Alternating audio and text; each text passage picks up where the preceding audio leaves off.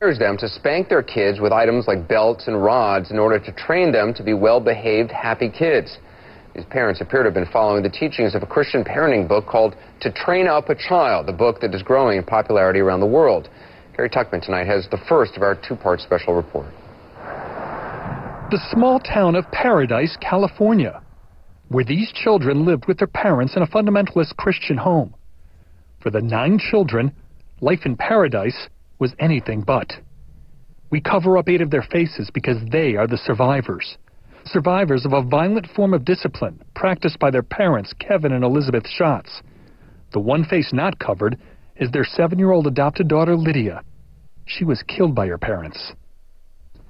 Mike Ramsey is the district attorney of Butte County in Northern California. We've heard of, the phrase death by 1,000 lashes. That's basically what this was. This is where the family used to live. The children's sandbox is still here. So was their slide and their treehouse.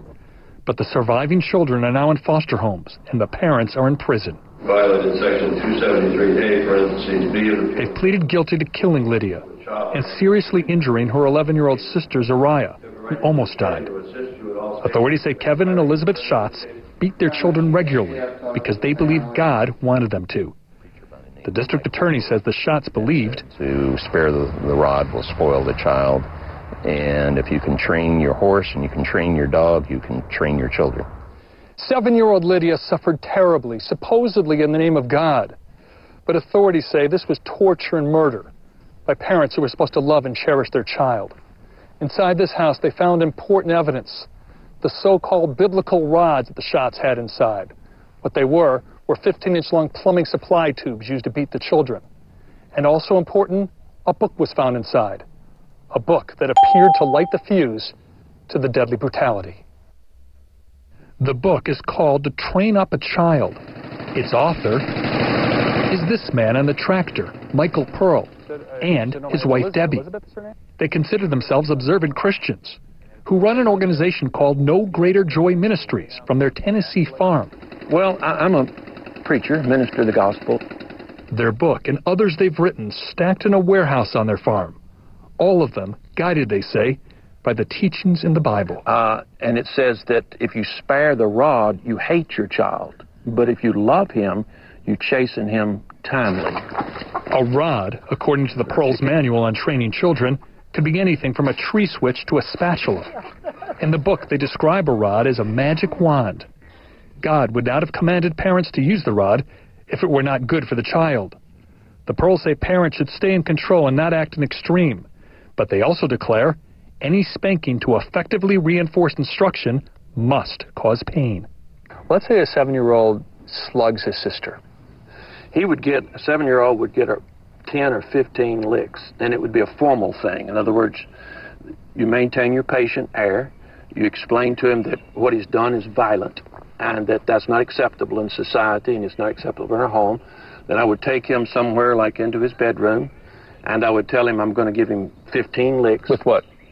Probably a belt. A kid that big, a boy, I'd probably use a belt. It'd be handy. I might use a wooden spoon or a piece of like plumbing supply line, a 1/4 inch in diameter, flexible enough to roll up. Flexible. See, what I'm saying here is, why not just use your hand instead of all these materials? Hey, look here. Let's see. Right here, let me show you something.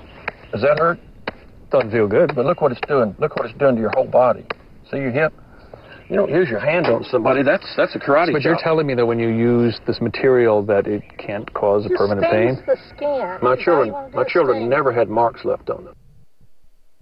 But look at the body of Zariah, the daughter who was seriously injured by her parents. These are just some of her wounds. Other wounds and bruises on her body and on the body of her sister Lydia, who died, are far too graphic for us to show. Lydia was so severely beaten she died of a condition usually associated with earthquakes and bombings. What do you think influenced the Schatzes to beat, terrorize, and torment their children like that? The book by Mr. Pearl. There's no doubt about that.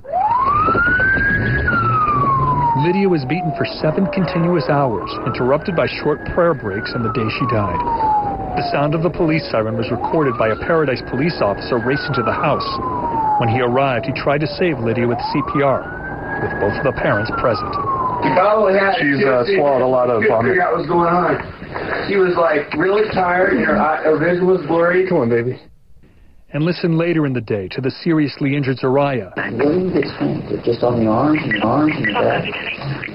On my bottom and on my back last night, and underneath my feet. Underneath your feet? Sorry, I'd like to take you to the hospital. Okay? I probably need to bring a pot because I might throw up again. At the sentencing hearing, 11-year-old Zariah, who was still recovering from her serious injuries, had the courage to address her parents in open court about her deceased sister. She said, "Why did you adopt her? To kill her?" It's a heartbreaking story.